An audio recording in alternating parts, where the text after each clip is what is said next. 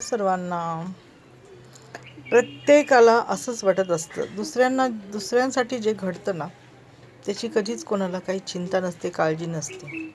परंतु तेच जर आपल्यावर घडलं, आपल्या लेकरांवर घडलं, आपल्या मुलावर घडलं, तर माणूस त्याचा आवाचा बाव करतो नाही का, आणि इतकं त्याच्याबद्दल बोलतो की अरे आमच्या मुलाला हा त्रास आहे, आमच्या मुलाला तो त्रास आहे, त्याची बायको अशी करते, त्याची बायको तशी करते. बोलतात का नाही? मग ह्यालाच म्हणतात दुसऱ्याचं आपलं ते बाबं, दुसऱ्याचं ते कार्ट. परंतु दुसऱ्यावर पण जी भीती आहे ना, त्याचा पण थोडासा विचार करा.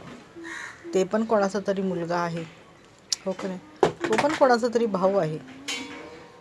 एवढं जर लक्षात ठेवलं ना तुम्ही, तर तुम्ही अर्धी लढाई तुमच्या आयुष्यातली जिंकलेली आहे.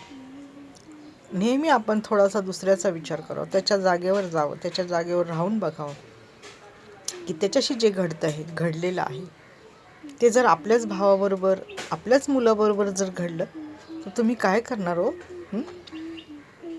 काय करणार तुम्ही? कार करणार तुम्ही? इथलं दुनिया तिकडं करणार, दुसऱ्याला नावं ठेवणार, शिव्याशाप देणार, भांडणार, तळणार, घाणेरडं बोलणार, असं करणार, तसं करणार. करणार का नाही? धन्यवाद.